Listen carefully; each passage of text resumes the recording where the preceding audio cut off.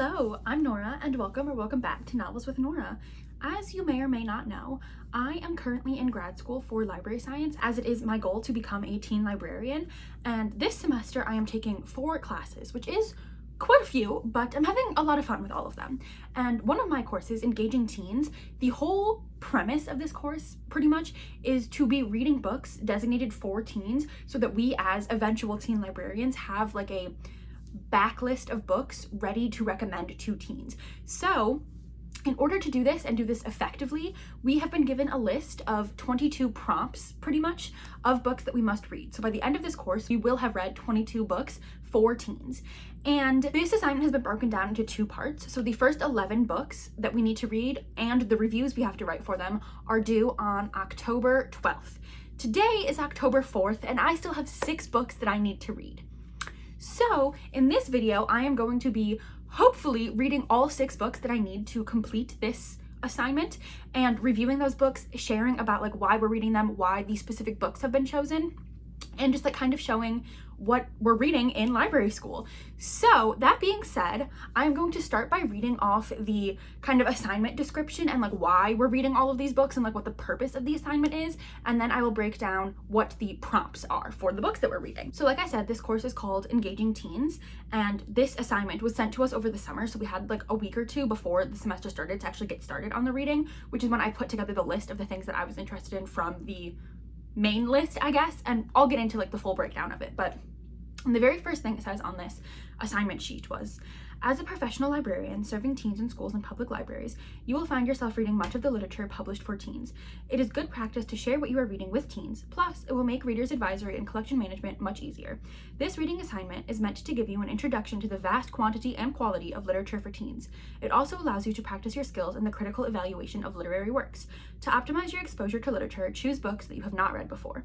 So from there, we were given the kind of like assignment description, which was, as you read or listen or watch in some cases, your 22 titles for this assignment, write a summary and evaluation that must be your original work. Do not copy a summary from a publisher or review or use an AI tool for any part of this assignment.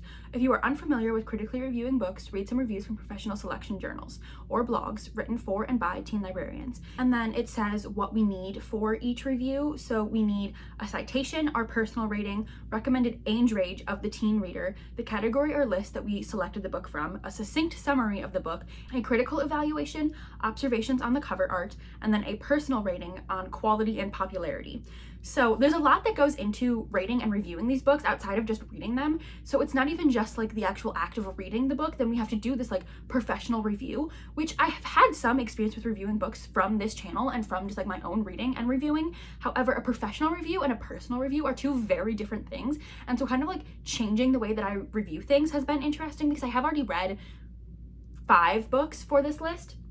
So I've had a little bit of practice with that, and luckily the professor of this class is so amazing, and she has allowed us to submit reviews to her through email so she could like check them for us. So we were on the right track before writing all 11 of them and then turning it in as one assignment, her being like, you are so off here, which was very nice because it really helped me to tailor my reviews to be a little bit more professional rather than the like personal reviewing I had been doing. So that leads us into what the categories are. So for the first part of the assignment, like I said, there are 11 books, 6 of which I still need to read. So the first one were the Michael L. Prince Award winners. I'm going to read 4 titles in total from this list, 2 titles named as a winner or honor book from 2000 to 2015, and then 2 titles named as a winner or honor book from 2020 to 2025. Then the Margaret A. Edwards Award, which is 1 title. However, this award is given to an author for a body of work, not necessarily their entire body of work, so you have to choose from the list that is provided. And then there's a list of authors. So there's Tiffany D. Jackson, Jason Reynolds, Angela Johnson, Marcus Zuzak, Lori Halsey Anderson, Nancy Garden, Gary Paulson, Judy Bloom, and Walter Dean Myers. But again, it's not all of their works, it's just the ones that have been honored in that award. Next is Yalsa's amazing audiobooks for young adults. So this one is, we have to listen to the audiobook. We could also follow along with like the physical or ebook version, but we have to listen to the audiobook. And we're allowed to listen to the audiobooks for any of these other ones to help us in our reading, but this one has to have the audio. Then YALSA is the Young Adult Library Services Association, which is part of the ALA, the American Library Association, but specifically for young adult services. So YALSA, Great Graphic Novels for Teens, and we had to read 1 nonfiction title from 2024 through 2025, and then 1 fiction title from 2024 to 2025. And then the Alex Awards, which is an adult book that has teen appeal, and we had to just read one from the list, 2023, 2024, or 2025. And then finally, free choice. We can just pick any book for teens, any format or genre, with a copyright date of 2023, 2024, or 2025. And this is why I have 6 books left to read rather than the originally what I thought 5, because I had read Defy the Stars personally and for my reader on haul challenge that I was doing here on my channel, and I was like, oh, I really love this, I would love to like include this in my assignment. However, it is older. I forgot about the like year qualification here. So that means I have 6 things left to read. So I have this handy Google Doc here that I'll also insert so you can see what I've got going on of all of the awards that I have to pick from. And I've already gone through the websites for these awards and picked the thing in each category that like sounded interesting to me. So I've already completed the Michael A. Prince Award winner from 2000 to 2015 because I had read The Earth, My Butt, and Other Big Round Things and The Kingdom of Little Moons, neither of which I particularly enjoyed, but I did read both of them. And then from 2020 to 2025 is what I'm currently working on. And I have Dig, We Are Not Free, The Firekeeper's Daughter, Scout's Honor, Compound Fracture, and Bright Red Fruit. Now, all of these do qualify for this section. I picked them from the list. These are just the ones that sounded the most interesting to me that I put on here to not have to go back through the entire list of winners and honor books. And I could just pick from here. And I do have all of these besides Dig out from the library. And I've started Bright Red Fruit, which we'll talk about once we get through this, but I have to pick another one from there. And then the Margaret A. Edwards Award, which was the one that honors an author and their body of work. I picked Judy Blume with her book Forever, and then Tiffany D. Jackson with her book Grown.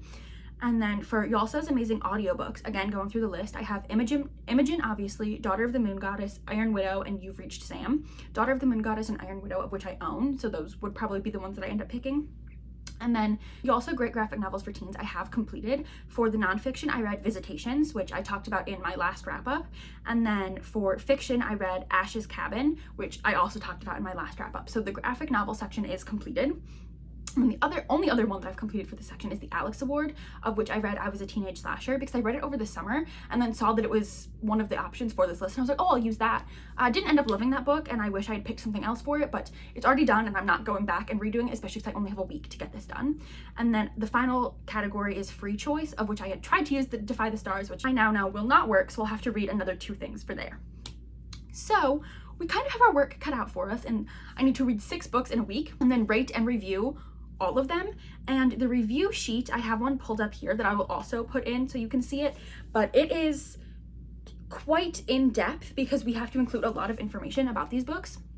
So I have my work cut out for me, and I'm going to bring you along with me this week to hopefully get all of this done, because I really only have this week. So the 12th for me is next Sunday, so I have like a week and a day to get all of this done, and I am feeling a bit overwhelmed, but I also know myself and I know how fast I can read, especially when I need to, so I know that I can do it.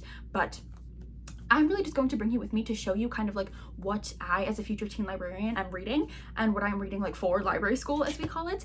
And I'm going to give you my reviews, show you how I have to rate and review them specifically as like a professional in the library field. So stay tuned for all of the things I'm going to be reading and the professional reviews I'm going to have to give them. But we have to start somewhere, and that will be with my current read of Bright Red Fruit, which is in the Michael L. Prince Award category from 2020 to 2025. And I have already started this, and I am enjoying it so far. So this is a book told in verse, as our main character is a poet, and our main character is Samira, and her family is from Sudan and has moved to DC. And so she has a very tight-knit community, and her mom is very controlling, but also just like very overprotective and like really just wants to protect her daughter. However, her daughter and her friends, so Samira and her friends, they just want to be like normal teenagers. They just want to like go out and do the things that like normal teenagers get to do. So like wear the clothes they pick and do the activities that they want to do and hang out in like mixed gender groups and just like have fun and enjoy being a teenager.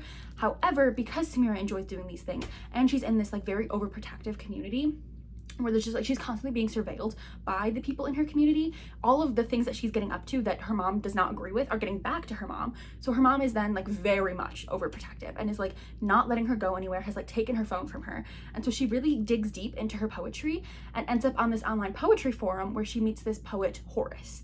And Horace, you can tell right off the bat, does not have the best intentions with her, as soon as they start talking like one-on-one, he's telling her like, you just have such an old soul, like our hearts are the same ages. And so it just already feels a little bit icky, especially because she's posting her poetry to this forum, and this is like the first time that she's really shared her poetry out into the world. And he immediately tells her like, hey, I would be careful sharing it on there because it might get stolen, but like you can send it directly to me and like I'll read and like give you feedback.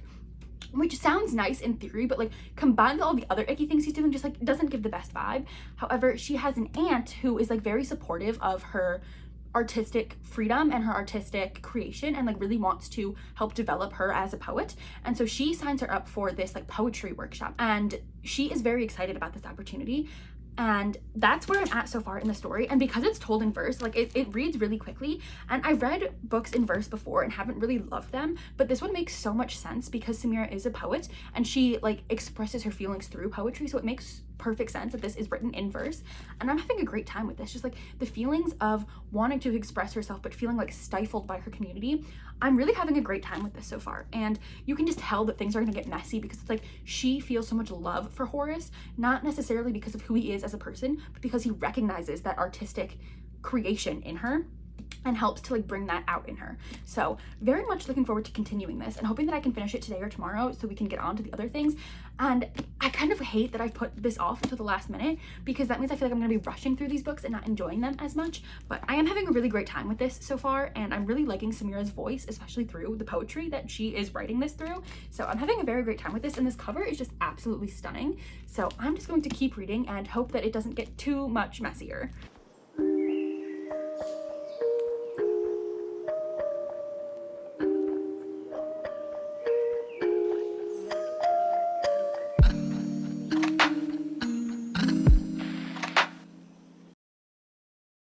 Significantly later, I did finish Bright Red Fruit, and this was the type of book that I felt like I needed to sit with my thoughts after I finished it to really like collect what I wanted to say.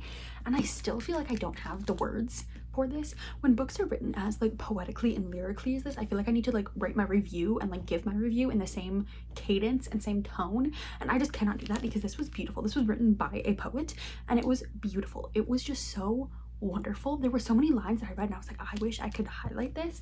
And there was even a part in this book where Samira was talking and she was like, one day I might want to write a book and I'll leave like room in the margins for readers to fill it with their own thoughts, which I thought was just so fitting because I'm trying to find a good page. There's a whole bunch of room in the margins for someone to like write in this and like make it their own. And this is something that I can see myself rereading and like buying my own copy and like marking it up because there's just so many lines in here that are just so beautiful and also just so like heartfelt and just so memorable. And I had such a great time with this, and it was so good. Being written in verse is something that, especially reading this for teens, I don't know how many teens would really like gravitate towards this just knowing that it's written in verse, but like once you start reading it, it really works because it's not written in a way that it's like you have to parse out what's actually being said through like the lyricism of it all. You can like, it's written in a way that's like very easily understandable. And I feel like especially for teens, like my brother is 4 years younger than me, and so when he gets a book, the first thing he does is like look through to see how many pages there are, and he'll be like, oh no, that's too many for me. So I feel like this is something that teens, like if they flip through it, they'd be like, oh, like I can read that super quickly. But then once they start reading it, I feel like they'd really get sucked into it, which is what happened to me. I started this last night and got like 30 pages in and then read it all today, and in mostly one sitting because I got really sucked in. And really the main point of this is Samira like finding herself and realizing that she doesn't need to like be who people think she is or be who she thinks people want her to be. Like she can just be herself, and it was just so wonderful. But like the pain that she had to go through to get there was genuinely like, it made my stomach like sink. Like it put a pit in my stomach when I was reading it, because it's like, even like leading up to the issues, because you know something's gonna go wrong with Horace, because as the reader you can see what he's doing to her and the manipulation tactics that he's using. But her being this teenager, wanting to be rebellious and wanting to, or thinking that she has to like fulfill this like bad girl persona that people are already putting on her, she is just kind of like going with it. And like to feel wanted and desired in that way, you can tell she's just kind of ignoring everything. And even at the end, she is talking to her friends and she's like, and I think like part of me knew that something was wrong, but at the same time I could not see that at the time. And it was just so beautiful in that way. And the like repercussions for that guy's actions, like it was just so wonderful. And there was a scene where he showed up to her house and you could just tell that something was going to go wrong. Like there was just this tension in the writing, and as soon as it happened, there's just a pit in my stomach. So the writing in here was beautiful, and I really think this would resonate with quite a lot of teens, especially teens of immigrant parents, just like trying to find their own path while also understanding that their parents are really just trying to do their best with what they've been given, but also then like smothering their children, just like needing to have an open and honest conversation, which is what ends up happening in here. And it was just beautiful, and I'd really be interested in reading other things from this author. And I think she has another novel, Home is Not a Country that's also written in verse that I'd be interested in reading because I really love this. I wish the plastic wasn't so reflective so you could really see the cover, but it's beautiful. And like also just like the imagery with like Hades and Persephone and the bright red fruit of the pomegranate, and just like the way that that weaves through the whole narrative was wonderful. And so now that I've finished it, I have to work on writing my review and my summary. And I almost find that when I enjoy a book, it makes writing the review harder because I am really good at naming the things that I dislike about a book, but when I have to name the like specific things that I like, it's so much harder for me because when I like something, I like it as a whole, and when I dislike something, I tend to dislike like specific parts about it, which are then easier to talk about. So I do need to do the review, but I do think I still want to just like sit on this for a little bit. So I'm going to put, sorry for the glare of my computer, I will put on the screen my like template for the review because there's like very specific like steps that you have to follow. So I'm going to do some of the easier steps tonight, like the citation for it, and then the category or list, age range, like the easier things that are just much easier to fill out, and then leave the summary. The summary is like the hardest part for me because I am very verbose, very wordy, and so having to do a summary that is like succinct in like 3 to 5 sentences is not easy for me. And I find that like I need to do it soon after I finish the book, but like not the same day, because then I'm like too in it to like be able to like take a step back and see it, which is what has put me behind because I still also have to finish my review for the last book I read, The Kingdom of Little Wounds. Luckily I've already done the summary and my review. I just have to do my personal evaluation, observations on the cover, quality rating, and fill out the chart. So I do also need to do that, but I really don't like having to do this in such like a specific way because my reviews are really like very freeform, very like sometimes they're just like 1 or 2 sentences, and so having to like be so specific with it is kind of hard for me sometimes. So like I said, I think I'm gonna do the easier things for it and then potentially do some of the other stuff, but I think that I'm going to leave that for tomorrow morning.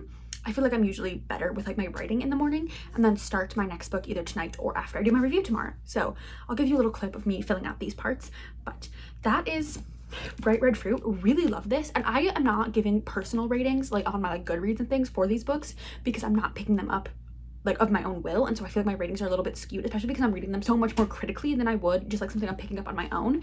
However, if I was to give this one a review, I think it would be like a 4.5. Like I had a really good time with this, and also because the personal rating that I'm giving it on this like sheet for this assignment is between a 1 and a 4, not a 1 and a 5 like all of the other ratings, so that kind of like skews it a little bit as well. So all that being said, I'm now going to do the easy parts of this assignment, and then I don't think I'm going to pick anything else up tonight just because I want to sit with this one a little bit longer, but then tomorrow I'll pick up our next book. Yeah, good plan, good plan.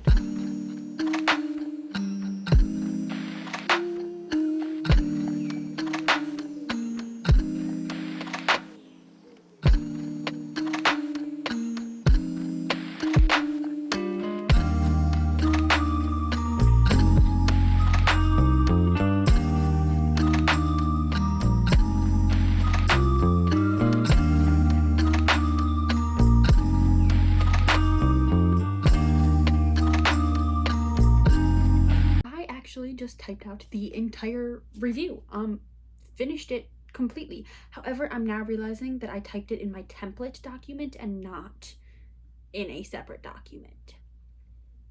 Okay, that sucks. I mean, I'm gonna have to figure that out later, but I've written it and I'm really quite happy with it, so I'm going to read you the components of the review. So first is we have to do the citation, which is the author, the title, the publisher, the date that it was published, and then how many pages, and then which list it came from. So this one was the Michael L. Prince Award from 2020 to 2025. What age range we think it's best suited for, so like middle school or high school. I said high school for this one. And then our own summary. So I said, Samira feels stifled by the rules of her Sudanese immigrant mother, so she finds creative ways to bend those rules. All she wants is to have a great summer with her best friends and to improve her work as a poet. When she finds an online poetry community, she connects with older poet Horace. Soon the secrets she is keeping from her mother start to pile up, but she can't seem to find a way out of her lies. As things with Horace intensify and she joins a poetry workshop, things start to spiral out of her control, leaving her no choice but to face the consequences of her lies. Told in verse, Bright Red Fruit is a coming-of-age story about being yourself and finding who that is through the messy web of who others think you are and who you think you need to be.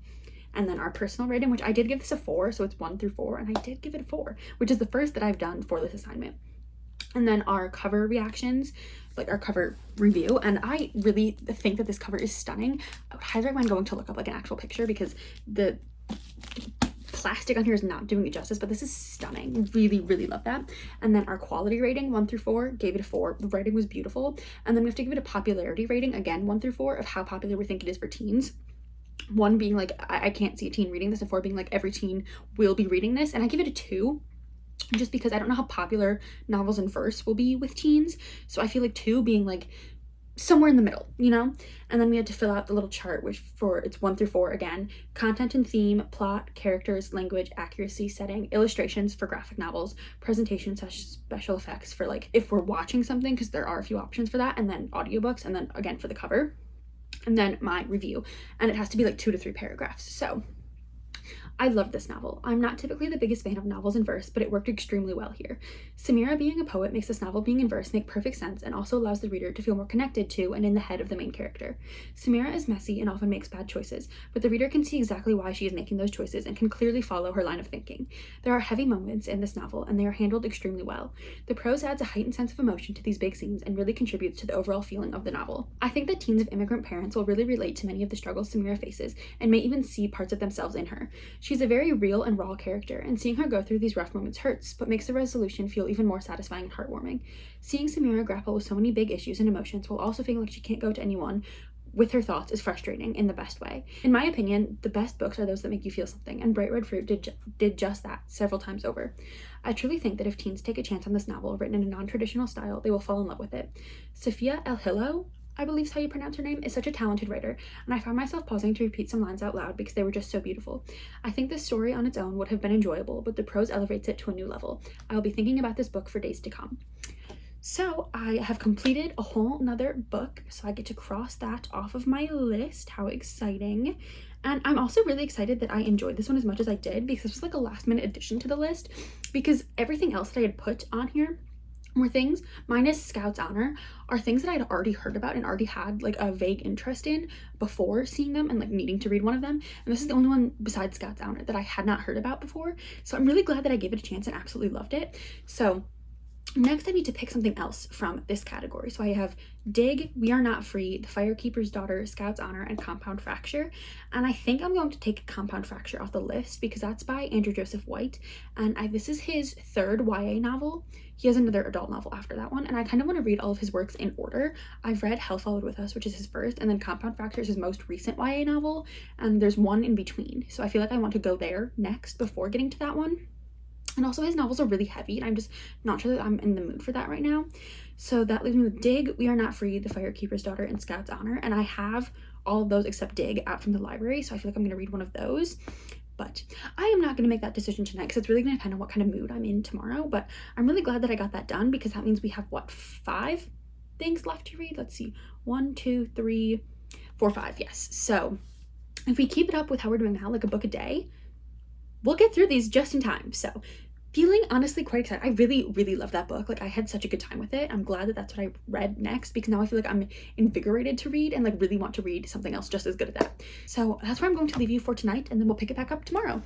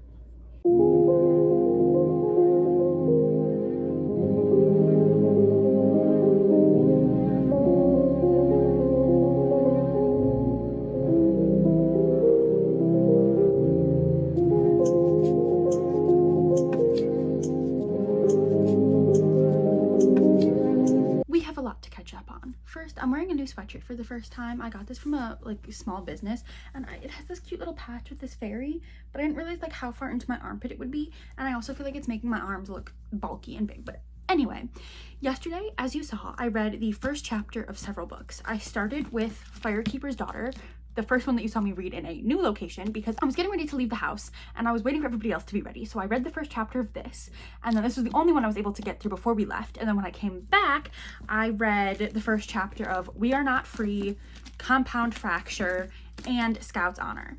And I chose from those to read We Are Not Free. However, in those, I really enjoyed the first chapter of this. I was having a really good time with it. Same with Compound Fracture. This one was fun because it had like real pictures as the end papers. This library copy, the dust jacket, is not taped on very well. But anyway, and then it had a letter from the author talking about all of like the trigger warnings and things, and just like how this is going to be a difficult book to read. But at the end it said, if I promise you that this book has a happy ending, does that make it better? Does that make any of it easier to swallow? And that made me really want to read it. And then there was like a little like police report almost, and then the first chapter was just this one page, and so I did actually really want to read this. And I know I had originally said with Andrew Joseph White that I wanted to read all of his books in order. However, I realized that the only two left beside this one that I haven't read have to do with pregnancy, and if I know it's in a book, I do not want to read it. Pregnancy is something that is just like so horrible for me to read and like think about happening to me, and so it's really hard for me to read it and enjoy it and other things, especially when it's like pregnancy horror, and I just like I don't want to put myself in that position.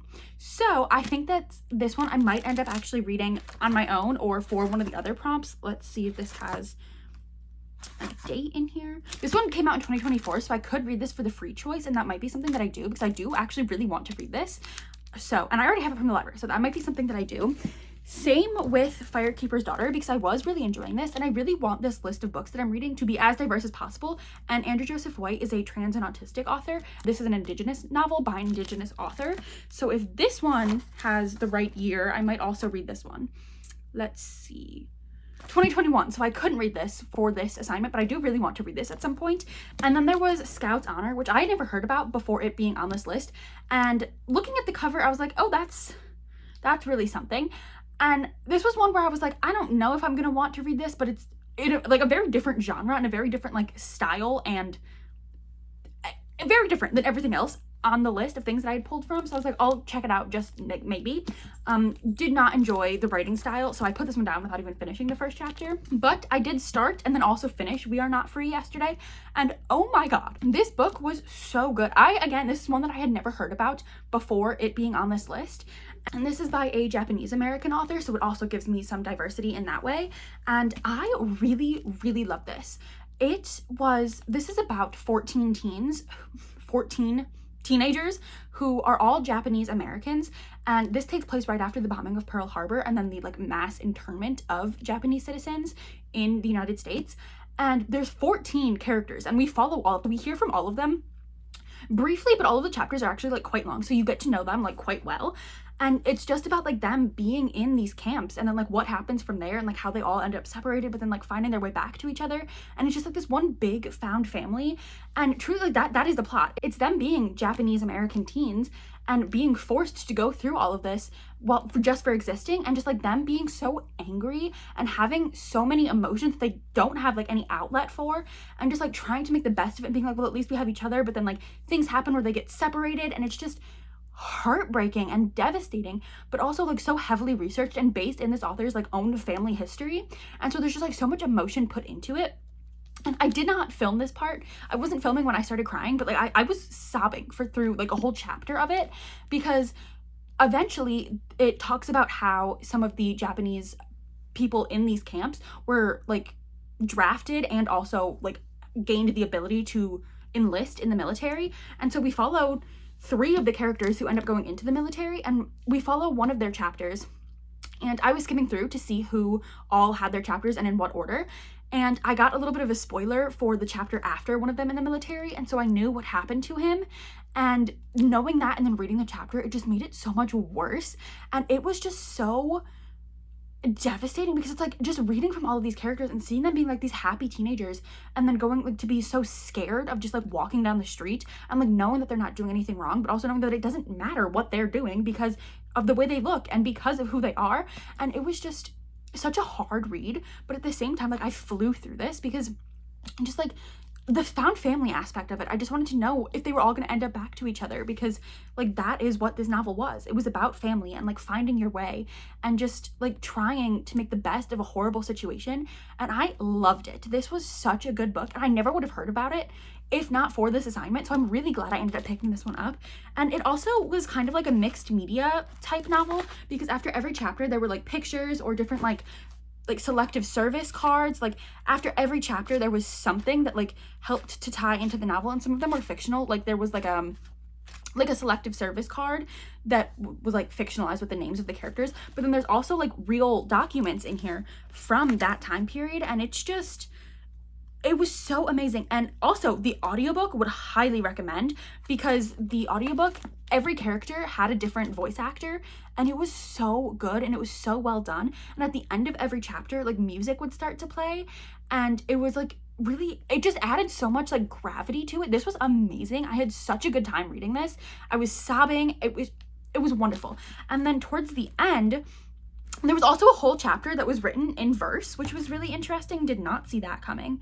But then towards the end, it really started to be like the author and these characters talking directly to the reader in a way. Like not like directly, but like that's what it felt like. And just like warning them against letting something like this happen again. And so like one of the quotes was, one of the characters is an artist, and one of the things he had been drawing at the beginning of the book was the Golden Gate Bridge, because they're in San Francisco. And then in the end, he's talking about looking at the bridge and says, for some reason it looks smaller, more fragile. Like if we're not paying enough attention, if we're not constantly working to keep it upright, then one day we could turn around and it'll have collapsed on us.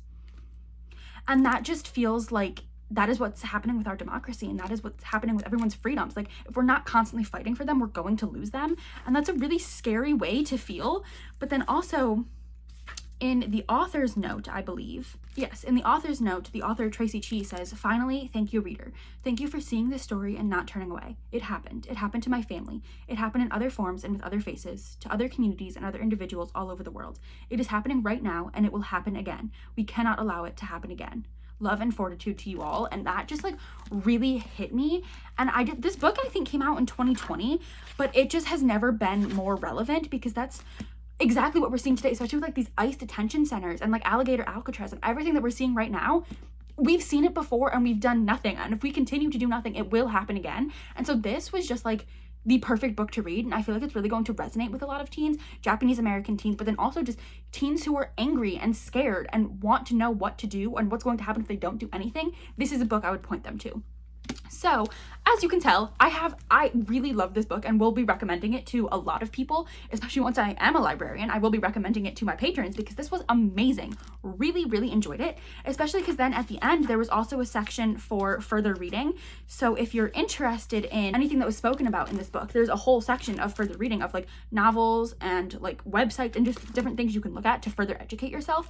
And I think that that's really great for teens specifically. So then this morning, I also wrote my whole review and everything. So for the summary, I said, 14 Japanese American teens recount their lives in the time following the attacks on Pearl Harbor as everything changes. Forced into incarceration camps, these teens must adjust to their new normal, and things aren't so bad as long as they have each other. But as World War II rages around them and everything they thought they knew and could count on is crumbling out from under them, they must all fight in their own ways against the racism and injustice that threatens to tear their found family apart. Which, yeah, I'm actually really happy with how this one turned out. And then for my review, which I kind of just gave you the more rambly emotional version of it, but my more professional polished version, We Are Not Free is an incredibly emotional book that will really get readers thinking about the past, present, and future of the United States. As a Japanese-American author, Tracy Chee really poured her heart into this novel, and it shows. I found myself getting attached to every character and even crying at multiple points throughout the book. The history of World War II is heavily taught in American public schools, yet the internment of Japanese people is never discussed at the same length, and I think that this novel really highlights just how much education is lacking on this subject. There's a good amount of accurate history woven into this fictional narrative in a way that helps to make these characters feel incredibly real without bogging down the story with textbook-like entries of information. I believe that because of this, readers looking for a more historical perspective and readers picking up a book for a good story and lovable characters will both enjoy this novel. There are 14 characters in this novel, and each gets their own chapter from their own perspective. This helps to show the diversity of experiences of Japanese residents forced into these camps and how division was sowed within the Japanese community as well as forced onto this group of people. It was a bit confusing at first to be following such a robust cast of characters, who all go by nicknames, but the character registry at the beginning of the book was immensely helpful. It was also lovely to get to know these characters through the eyes of their friends who are really more like family. The author does an amazing job of showing the connections between this group and how they all care so deeply for each other, making their separation even harder. 14 characters is a lot, and it was a bit overwhelming, but ultimately this novel benefits from being able to showcase the many different experiences of this period of history. We are not free to not shy away from the heavier, more emotionally intense aspects of this history, which is a good thing as it demonstrates just how unjust and brutal this history is. The final chapter gives readers a bit of hope, but also warns readers to never let anything like this happen again. The author's note doubles down in this message, which really hits home in the present day, making this novel a must-read for teens. So, this was a very heavy novel, but rightfully so, and I'm glad to have read it. However, that does mean that I can cross one more thing off of the list. Let's find it on here, crossing it off, which now means that we are down to 3 more things needing read. So we have the Margaret A. Edwards Award, the amazing audiobooks, Yalsa's amazing audiobooks for teens, and then the free choice. And like I said, I think I'm going to use Compound Fracture for one of my free choices, but I don't think I'm going to read that just yet. I kind of want to go in order. So my next category is the Margaret A. Edwards Award, which is given for an author's body of work. And so I have Judy Blume, which I will be reading Forever, or Tiffany D. Jackson, which I'll be reading Grown. And at first I wanted to read Forever because it is a banned book and my library had just done a book club on it. However, then before I got to that category, I read The Earth, My Butt and Other Big Round Things, and I feel like those ones are going to touch on similar themes and have similar aspects in their plot, and so I don't know that I want to do that. And also, I had read a novel called I Never by Laura Hopper several years ago that was based on Judy Blume's Forever and kind of an updated version. And so I feel like because I've already read that, I don't know that I necessarily want to read that. And also because this is supposed to be a curated list of things that we as library professionals can recommend to teens, I feel like I'm more likely to recommend a more recent Tiffany D. Jackson book than I am an older Judy Blume. So I think I am going to go with Grown, which I do have right here checked out from my library, because my library had this, but they didn't have Forever by Judy Blume, which I think is also an indicator of what teens, especially in my community, are interested in and are reading. So this is going to be my next read, and I don't know if I'm going to get the audiobook for this one as well. I think this one has to do with the music industry, so I'm wondering if the audiobook will have a production having to do with, music. So we'll see about that. But also I find that, especially when I'm needing to read I don't want to say in a hurry, but I'm needing to read a little bit faster than normal, audiobooks can be really helpful because they really help me lock in. And because today is now Monday, I have started my classes again for the week.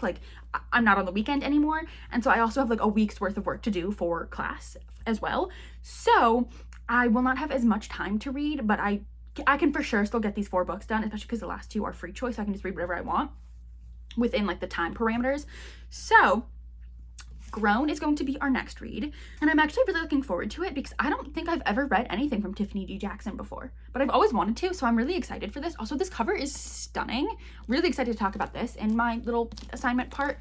So I don't really know what this is about other than the music industry and a teen or a younger girl who might be getting taken advantage of. So I feel like it's going to possibly be similar to Bright Red Fruit in that way. So I am just going to read this. However, one more thing I wanted to talk to you about related to the assignment is that with this assignment, we have to read all of these books and do our reviews and everything for them. But on top of that, we have to do a book talk which is a thing that librarians do all the time, where we have to pick 3 of the books from this assignment and talk about them. But we only get 5 minutes for 3 books, which I have no problem talking about books. I have been talking for 15 minutes already just on that one book. So I don't expect to have any issues on the talking to the camera aspect, but cutting it down into 5 minutes is going to be crazy hard for me. So I also need to be thinking about which books I want to include in that, because all of the ones that we use are eligible for this. And so far, my favorite things that I've read have been Bright Red Fruit and We Are Not Free, but I have so many things to say about both of those books that I don't know that they're the ones I should choose, just because I could go on and on and on about them, and that is obviously not conducive to a 5-minute video. So keeping that in mind as I continue to read, and also we have to link them together with a theme. So not really sure what I'm going to do there, because when originally I thought I could use Defy the Stars, and that's kind of like a forbidden romance novel, I was going to use the theme of forbidden desires and then do that and Bright Red Fruit, because in that she's like desiring this older guy, and so I was going to use a theme of forbidden desires to talk about like the romances and just also like things that people want in their lives that they're not really like supposed to want. However, I can no longer use Defy the Stars, so I'm not sure what my theme is going to be yet. So keeping that in the back of my head while I'm reading these novels and hoping that something sticks out to me. But I am going to start Grown today.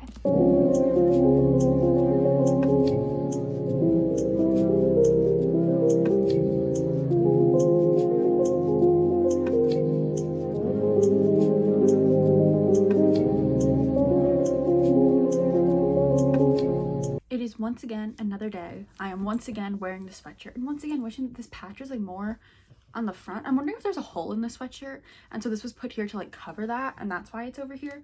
Either way, it's a cutie little fairy and I love it so much. I just wish it was like more on the front so that when I was just sitting here you could see it more. But anyway, once again another day. Once again I have finished another novel, and I would like to read something happier for the next one. I'm going to say that right now, because it's not that it was sad, but it was just very heavy. So this follows our main character, Enchanted, who wants to be a singer, and she gets noticed by this like legendary artist at like a local audition, and he like takes her under his wing, and she's like, oh my god, like he loves me, like this is so good. He is 28 and she is 16. Big age gap there, but then he's like, she has real talent, like I want to take her on a tour with me, like I want to take her touring with me. And she's like, this is like an opportunity I can't pass up. So she convinces her parents to let her go, and things get very dark from there. He is very controlling, very much a groomer, like has done this before, and things just get like really dark from there. And this novel starts with a scene of her waking up covered in blood with his dead body in the room right next to her, and she is like the only suspect. So a very dark novel, lots of heavy topics, but was done really well. Like nothing was like over the top, and like there was never violence just for violence sake.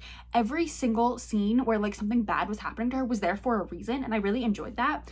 But it was a hard read. However, I will say, once I started it, I could not finish it, because she meets him like in the first chapter of the novel, and from there things just like really pick up.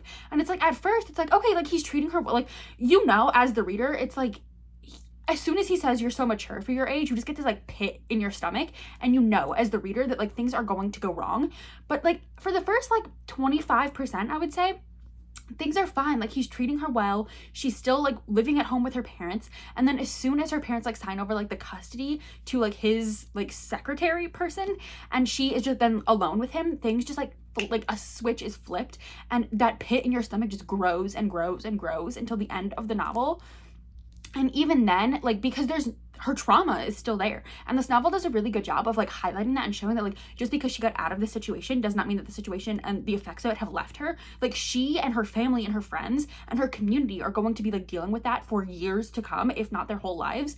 And it did a really good job of that. Tiffany G. Jackson is a very talented writer. I can't believe this is the first thing I'm reading from her, but I will definitely read more, because wow, this really worked for me. And I feel like a lot of teens would also enjoy this, because I think teens, especially teen girls, are the ones who need to be reading this, and like anyone really, but like I feel like teen girls especially are going to pick this up and think, like me being older reading it and being like, wow, she should not be getting involved with him, but like having that attention from an older guy, like I can imagine how like wonderful that feels, especially because he's an artist, she's an aspiring artist, like that kinship that she feels. But I feel like teens just need to have this to like see how bad it can get so quickly, just to know that like just because it seems good, if it's too good to be true, it probably is. And I just feel like this is such like a warning of a novel. It's like showing the dangers of these situations, both to parents and teens and like everyone in their communities.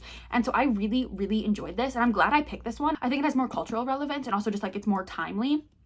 I think especially with just like the stalking aspect and like the social media aspects, I think this really hits home on that. I'm glad I picked this one rather than the one by Judy Blume, just because this one is more recent and I think more relevant to a lot of teens. So really glad that I read this. I think just wow. And then I also really like that there's like a whole chapter of resources included at the end that I think was just like really needed and like helped bring some levity, I guess, into the end. So really glad that I read this, glad that I made this choice.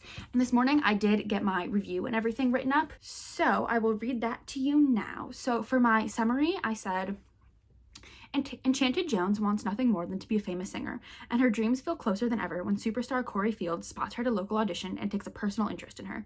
Soon, her dreams turn into nightmares as she's exposed to Corey's malicious intentions and the dark side of fame. When she wakes with blood on her hands and Corey dead in the next room, she is the prime suspect. What will it take for her to clear her name and regain control of her life? So that is my summary. And then I feel like the summaries are always harder for me than the actual review, because the review is just like my thoughts of the book, where the summary has to be like, what is this book about, in like 2 to 3 sentences. And like that is hard for me, especially because like when I describe it, I use a lot of like emotion to describe it and like how the book made me feel, which is then harder to like obviously put into the summary. But then my review, Grown is an incredibly gripping novel that made me feel genuinely ill many times. From the very first time Enchanted interacts with Corey, you can just feel something sinister lurking beneath his sparkling facade, and that really speaks to the writing talent of Tiffany D. Jackson. There is an air of fear and dread that carries through this entire story until the very last page, and that feeling kept me turning pages, hoping for a reprieve, both for me as the reader and for Enchanted as the one experiencing these things. While as the reader, I was often wishing Enchanted would not make the decision she did, I was also able to see her vulnerabilities and her naivete that led her to make these decisions. What 16-year-old aspiring singer wouldn't jump at the chance to be taken under the wing of a legendary artist, even if he is over 10 years older? While the choices Enchanted made were frustrating, they demonstrate the mindset victims of grooming are often in, how they cannot think of their own safety as they are too caught up in making sure their true love is kept happy. While functioning as a gripping story that keeps readers engaged from cover to cover, it is also a warning to teens, especially teen girls, that just because they think these bad things will never happen to them, it is all too easy to miss the warning signs when you are caught up in the moment. This novel does a great job of getting its point across without being too heavy-handed in the messaging and relying on Enchanted and her story to do all the talking. Some sickening things happen to Enchanted, and while these things are described in detail, it is again not heavy-handed. These scenes clearly serve a purpose without being violent just for the sake of violence. There's also a list of resources in the back of the book for readers who may need them. This is definitely a heavier book with darker themes and scenes, but it also feels incredibly important for teens, especially teen girls, to have books like this. That being said, I never felt like it was too much, and once I started this book, I could not put it down, and I think that many teen readers will feel the same. So that is another book completed, which means we only have 3 left. And the next category that we are going to be moving on to is Yalsa's Amazing Audiobooks for Young Adults. And I have 4 options for this one. And I want to make it clear that the options that I read out are things like taken from the big list. There's just the things that I'm interested in from those lists. So the lists themselves, much bigger. I just kind of streamlined it for myself. So my options are Imogen, obviously, which is, I believe, a sapphic contemporary romance, and then Daughter of the Moon Goddess, which is fantasy, Iron Widow, which is like sci-fi fantasy, I believe, and then You've Reached Sam, which is also contemporary, but sad. And I know that that one's sad and it's made a whole bunch of readers cry. Like everyone who's read it has said how sad it is and how much it makes them cry. So I'm not picking that one because I want something like at least a little bit lighter, at least a little bit more fun this time. So I was originally going to pick Imogen, obviously, but I feel like I've read mostly contemporary novels. So like the only thing I've read so far that has not been contemporary was The Kingdom of Little Wounds and then We Are Not Free, but that was historical. So I feel like I want something more fantasy. So if a reader comes up and is like, I want something fantasy, I have more to recommend them. And I feel like it's easier to recommend contemporary novels without having read them first, because like based on the synopsis, you know what the plot's going to be. But with fantasy, it's like, well, how high fantasy is it? Like, is there a lot of like made up language that is going to be harder for younger readers? Like things like that you have to like have read the novel in order to recommend like truly. So I think I'm going to decide between Iron Widow and Daughter of the Moon Goddess. I own both of them, so that'll be fun. And I have to listen to the audiobooks for these. I did listen to the audiobook for Grown as well. It was a good audiobook. It didn't have like, there was times where I wish the narrator had sung, which completely understand why she didn't. But like, because they're about 2 artists, 2 singers, there was a lot of like lyrics in it. So I wish that they had been sung rather than just read, but had to find time with that. So I am going to obviously read the audiobooks for these 2. I'm just not sure which one I want to pick because I really want this list, like I've been saying, to be diverse and to like both in the characters that are being represented as well as the authors and like the plots and the stories being told. And so I do want a fantasy, so I'm going to choose one of those. I just don't know which one. And I know they're both very popular. Like they both have a lot of ratings on Goodreads and I've heard a lot about both of them. And I know that they're both in series. So I'm really not sure which one I'm going to pick, but I do have them both here. So we have Daughter of the Moon Goddess and Iron Widow.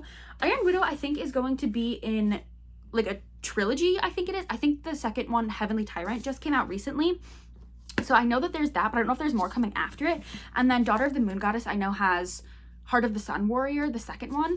And this one I actually have some history with because this I pre-ordered when it came out, but I pre-ordered it from a small business who hand paints the edges, and look how stunning this is. But I didn't stop there, okay? Because then I also got the, is this Illumicrate or Fairy Loot? I'm not sure. Fairy Loot. I got the Fairy Loot editions of Daughter of the Moon Goddess and Heart of the Sun Warrior, and when I tell you that these are stunning, yeah, these are gorgeous, but I've heard nothing but bad things about Heart of the Sun Warrior. Like, I've heard so many people being like, it should have stopped at this, like, we didn't need this, and it, like, ruined their enjoyment of this one. So, like, that makes me a little bit wary going into it, but because I have 2 copies of this one, I feel like this is where I want to start, at least. But I'm giving myself full permission to DNF, both if, like, for my personal enjoyment, and also if I feel like Iron Widow would have been a better choice for this assignment. So, this is where I'm going to start. I think reading this is going to be a bit unpleasant because there's like, I've never opened it before, truly. It's sat on my shelves for years.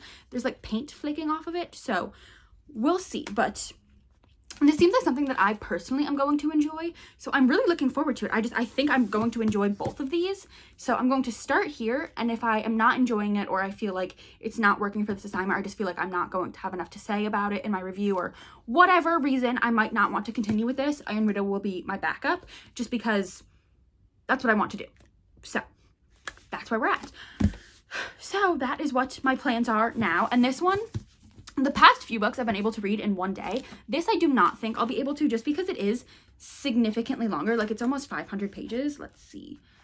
Oh, it's, yeah, like 503 pages, including the acknowledgement. So it is a bit of a longer book. And also it's fantasy, so I feel like it's usually just takes a little bit longer to get through. So I imagine this will take me 2 days, and today's Tuesday. So if it takes me Tuesday and Wednesday, then I have Thursday, Friday, Saturday for the last 2 books, which are my free choice.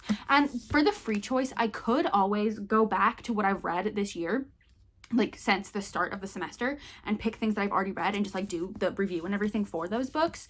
But like, that's not really what I want to do, just because I don't know how well anything that I've read personally is really going to fit for this, because there are things that, like, this is really where I'm struggling, is that I wish I had like a teen who I could talk to and be like, okay, of these books, what are you most interested in reading, and then read those things, or like talk to a librarian and be like, what are the teens in this library interested in? What like, I wish that there was a way that I could see, like, between these 2 books, which one has more library checkouts, and then pick that one, because then that one's obviously more popular. But then at the same time, would I want to pick the more popular one or the less popular one to be able to recommend it more?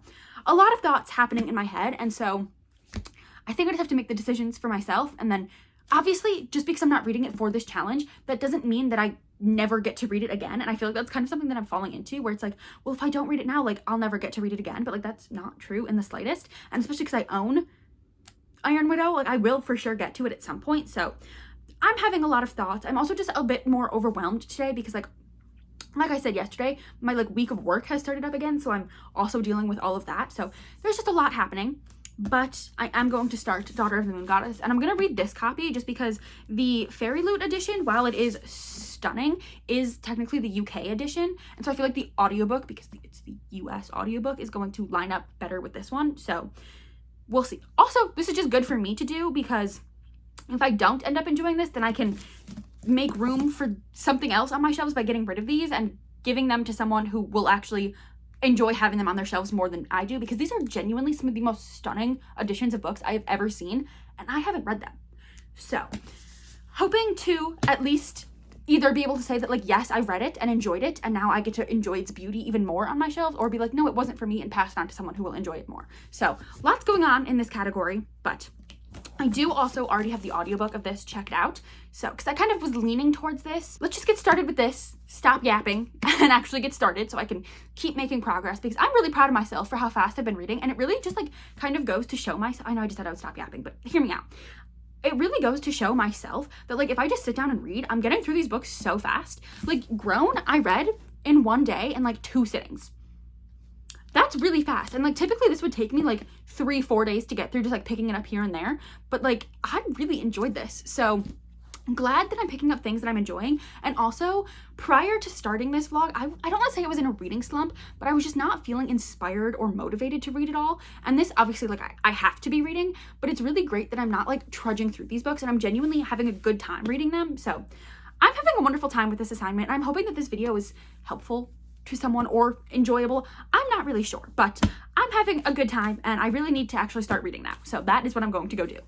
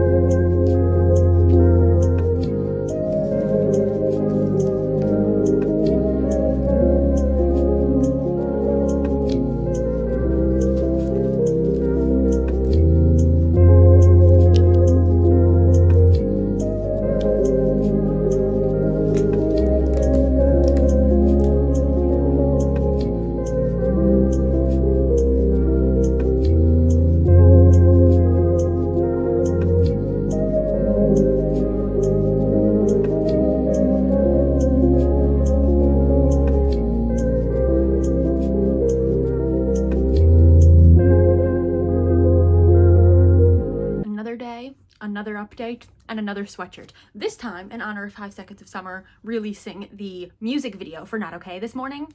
Stunning, beautiful, gorgeous. Anyway, last night I did finish Daughter of the Moon Goddess, and oh my gosh, this book was so good. For some reason, I had it in my head that I wasn't gonna like this. I'm not sure why. I don't know if it's just because I had heard so much about it, and so in my head I was like, it's gonna be fine. I think really what it is that I, especially this past year and a half, I have been reading a lot of Asian-inspired fantasies. And I really enjoy all of them. I have a good time with all of them. Just none of them have become favorites. I haven't absolutely loved any of them.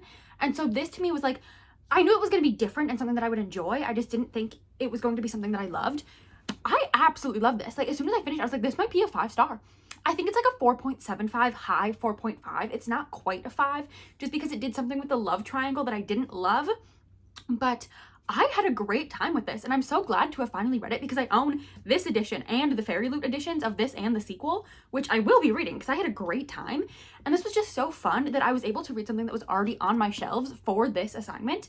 And because this one was already on my shelves and something I was already interested in before this assignment, I am going to give my own personal rating to this, where everything else that I picked up specifically for this assignment, I'm not giving a personal rating to.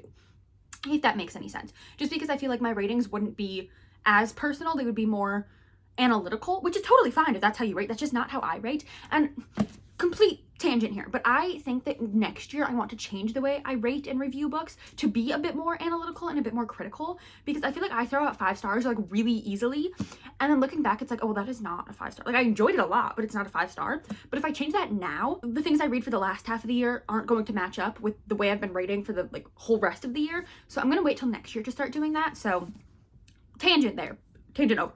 But I love this. This was so much fun. And like the title suggests, we follow the Daughter of the Moon Goddess, Xingyan, I believe is how you pronounce it. This was for the Yalsa Amazing Audiobooks for Teens, so I did listen to the audiobook.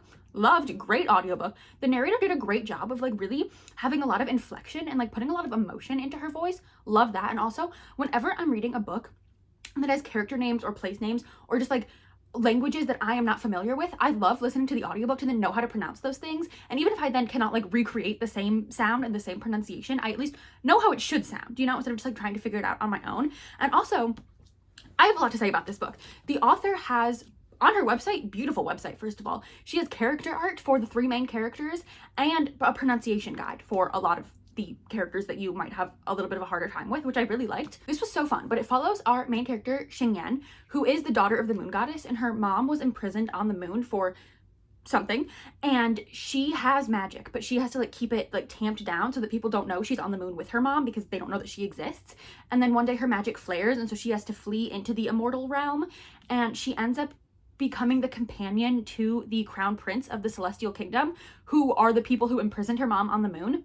And then from there, so much happens. Truly so much happens. This is a bigger book. It's just over 500 pages, and a lot happens, but it never felt rushed or panicked in its pace. It was beautiful in that way. A lot happened, but it also made sense because everyone that we meet pretty much is an immortal, and so time passes differently for them. So it made sense with the pacing. But she ends up becoming the companion to this crown prince through this trial thing that she has to go through. And the trial and then the crown prince, there's a lot of aspects in here that are very popular in romance, specifically fantasy romance, that I think a lot of readers would really enjoy, but they have a fresh new take to those things that I really enjoyed. And because all of them are in here, they're all just little snippets that you read it and you're okay, the trial aspect, okay, the love triangle, you have these things, but they're not the main part of the plot.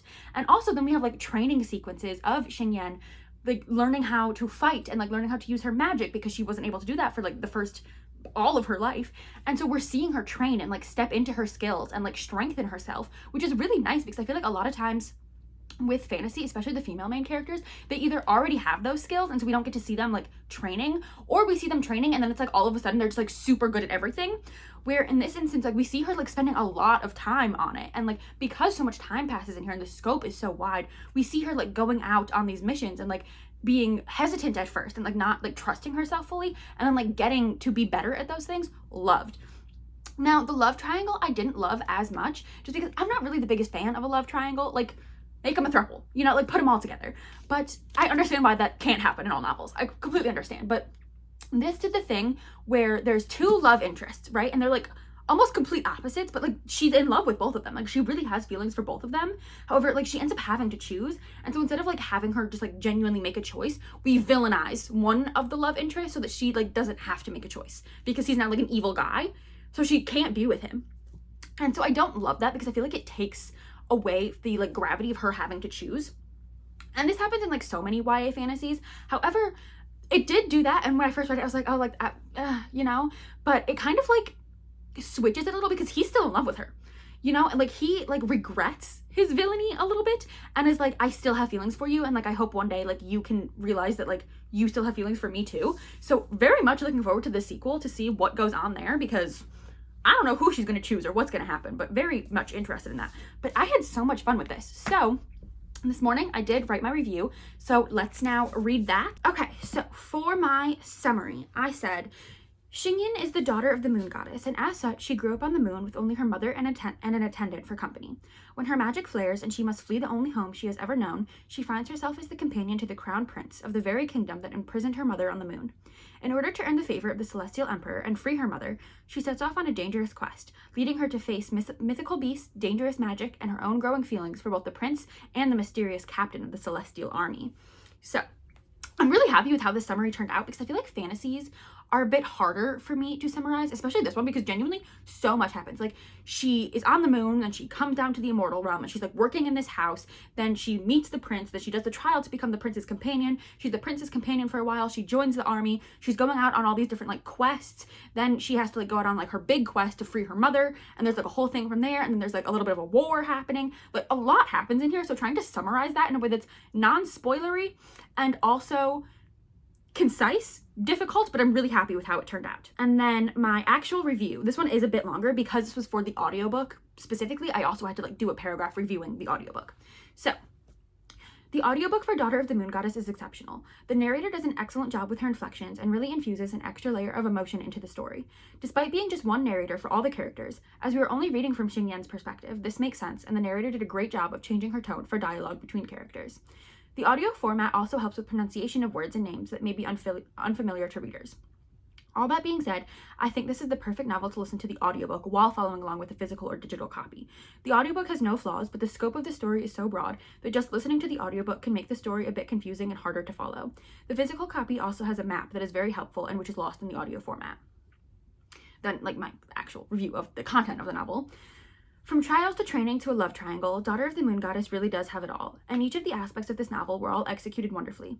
The sheer scope of this novel is astounding, and yet it never felt overwhelming or rushed. This novel is on the longer side at just over 500 pages, but each scene feels intentional. Everything that was included played a role in the larger plot, and the payoff of all these things is priceless. Xingyin is a wonderful main character. She is strong-willed but also willing to learn and does not start the story already having the skills needed to achieve her goals, which means the reader gets to see her growing in strength and skill, which is done wonderfully. Her relationships progress naturally and are given equal attention, making Xingyin an attentive and loyal friend while also developing her romantic relationships. The romantic aspects of the story fit in nicely with the main plot and Xingyin's goal of freeing her mother without taking over and becoming the main story. The writing of this novel is beautiful and takes the adventurous plot to the next level. It is lyrical in the best way without bogging down the ever-shifting plot in a complex language. As the plot is shifting near constantly as a result of Xingyin's growth, I cannot put this book down, always needing to know what comes next and where Xingyin and her friends go next. This novel ends in a way that feels satisfying, but with a few loose threads that allows readers to stop here and feel satiated with the story, or continue to the sequel for more. This is a near-perfect upper YA fantasy novel that hits all the main fantasy beats in a new and refreshing way. I'm also very happy with how this review turned out. I really love how this one really came together. A lot of times when I'm doing my review, I don't have a vision of how it's going to turn out. I just like, oh, I want to talk about this. So I talk about it. I'm like, oh, and that connects to this. So we'll go here. And by the end, I'm like, oh, okay, this one turned out really good. Instead of being like kind of disjointed, like I feel like some of the other ones have been. And I feel like this is also the reason I'm reading these reviews too, as well as giving like my spoken review, is that I want to also have this to look back on myself to see how I progress through giving my reviews and doing my summaries, to see like, am I getting better? Are there things that I want to change? Like moving forward, how am I giving my reviews? So I'm really happy with how this turned out. And also this book was just wonderful. Like I genuinely had so much fun with it. And like I mentioned in that review, you could end here. Like you don't have to read the sequel because we wrap up a lot of the main things. And like, yes, there's still a lot of like loose threads and a lot of things that would get resolved in the sequel. But you could stop here and have like a full story and be satisfied with this ending because it is like a happier ending, you know? I just really like how that kind of lets the reader imagine what happens next and like picture that she ends up with the one person that she does and like is happy and having a good time while also these other things are going on in the kingdom. Or you could pick up the next book to actually see how the author wraps it up. But I imagine that one will also have maybe not as ambiguous of an ending, but like also some still like open-ended things. So I really, really love this. However, one thing that I do want to note, because I did mention that I also have the Fairy Loot editions, Originally, I much preferred this cover. Like, this is stunning, but after reading the novel, I think I prefer this cover. I feel like this one just does more justice to the actual story, where this one is beautiful. I don't think it has as much to do with the story. Like, this one, like, we have Xing here. She has her bow. We have, like, the flowers and the moon, and, like, it just feels very intentional, where this one, beautiful. It still has a lot of the same aspects with, like, the flowers and the birds that this one has, but it just doesn't feel as intentional with the story. And again, absolutely stunning. But also there is art in here that I don't love. Like, it's beautiful, like the composition and the colors and everything, like this is stunning, but I don't love the style of the characters. Like, I feel like because there's two love interests, like look at them here, and then if we go to the back, they could be the same people. And I don't really like that. Also, this one's just like really dark. And like, I know exactly what scene this is depicting, but like, it's just very, very dark, where the other one is very bright. And like, this is beautiful. Don't get me wrong. I do enjoy it. Just because I saw the character art that is on the author's website, which I'll show you in a second, I like that character art so much more. So like, that's just like a little bit disappointing. But also this one has this on the like hardback. Beautiful. But again, these could be like the same people. They look more different here than they do in the art, like on the end papers. But, so I'm not sure that I'll end up keeping these editions, just because I feel like there's someone else who might enjoy this art style and this cover more, where I really like this. So I might see if the small business that I bought this from has editions of Heart of the Sun Warrior still. I know that's like a long shot because this came out a while ago. Or if I could like custom order one to match, because I really love this. And then the art that's on the website, I might have to just like take a screenshot and put it in. I don't know if we'll be able to see it, but there's this art of like all three of them, which I think is stunning. I love the colors. I love their outfits, like everything here. It also like really differentiates between the two love interests. Really love this one. And then down here with, I don't love this art as much like that first one. If I could get an art print of this, love this. This one that does like the individual characters with their names, pronunciation, and like what their names mean. This one I also like this because again, they look very different and I like seeing like different outfits that they're in, but I don't love this art as much. That first art print, this is stunning. That is like my favorite art that I've ever seen for a book. I love it so much. So I'm having a lot of fun with this book and I'm like still thinking about it. I can't wait to finish reading all the things for this so I can read the sequel, but I had a very good time with that. But that means that I only have 2 books left and they are my free choice. And like I had mentioned at the beginning of this video, I believe, I had originally only believed that I needed 1 more for the free choice because I was going to use Defy the Stars because I really like that book. However, I realized that the things have to be from 2023, 2024, or 2025. And that one, no, that's much older than that. So what I know what I'm going to read for one of them, and then the other we'll figure out later. So for my first free choice, I'm going to be reading Lady Dragon by A.M. Strickland. This is a pre-order that came in like a few weeks ago, a week or 2 ago, and I pre-ordered this to get this art print, which is again so dark that you can't really tell what's going on, but it's sapphic and there's dragons. And I think they might be dragon shifters. So, because I don't know that I have anything else sapphic on this list, which is something that like I read quite frequently, and so for the free choice, you know, gonna have to read this. So I also already have the audiobook checked out because I was going to pick this up just for myself and then realized, oh shoot, I need to get on this assignment. So I already have that and I think it's due in like 3 or 4 days. So I really want to make sure that I'm reading that before it returns. So I'm really excited about this. And also because I pre-ordered it, I got it signed and personalized. So I'm really excited to read this. I hope I love it because I have read 3 other things from this author, 2 other YA things, and then 1 adult romance, and love their YA stuff. Like I really, really enjoy it. So I'm really hoping I love this. It's sapphic and it's dragons. So, you know, I think I'm going to really like it, but I'm also curious to see something that like I picked up fully for myself and then reviewing it analytically, if that changes my enjoyment of it. Because I've also found that like when I'm reading things, I'm not just reading it and thinking of my own enjoyment. I'm reading it thinking, okay, would a teen be enjoying this? Would this work for a teen the same way it's working for me? And so I think that makes it very interesting as well, because it's changing the way that I read, not just the way I review. So very interesting in that aspect. But also, another thing I wanted to mention, this clip is getting very long, but another thing I wanted to talk about is that, like I have said multiple times, I want this list to be diverse. I want it to encompass like any teen who comes up to me in a library, it says, I want to read a book with someone who looks like me or someone who's like me. I want this list to be a good jumping off point for that. And one thing that I'm really missing from this list are male main characters. Now, We Are Not Free had a few, but I would like to read more, especially like fantasy or just like more contemporary and not just historical, because I personally do not really pick up things with male main characters just because it's not something I personally want to read. Now, one of my favorite fantasy books, Year of the Reaper, does actually feature a male main character. And even while I was reading it, I was like, wow, I don't read a lot from male main characters. And my younger brother, I find that he oftentimes is also reading books with female main characters because that's just like what is popular in the YA space. So I would like to try and find YA novels, like in any genre, with male main characters. And I feel like there's a lot, especially things that I pick up that have gay male main characters, but I would also like to, like, I need to read more just of all male main characters, specifically also then from male authors, because again, that is not something that I pick up. So if you have any recommendations, I would love to hear them, because I don't know of any. Like, I truly don't, because that's not something that I have ever searched out for myself or have picked up for myself. So if you have any recommendations, I would love to hear them, because that is something, even not for this assignment, just like on my own as a future librarian, I would really like to have a few of those things, because I can recommend a whole lot of things of any genre, but if you come up to me and saying you want to read about a male main character, I can think of like 2 things.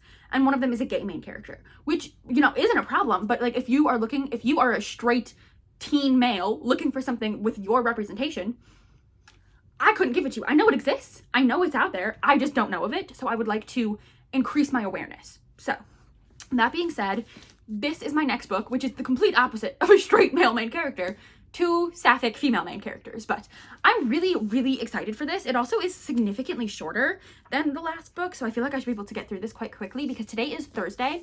This assignment is due Sunday.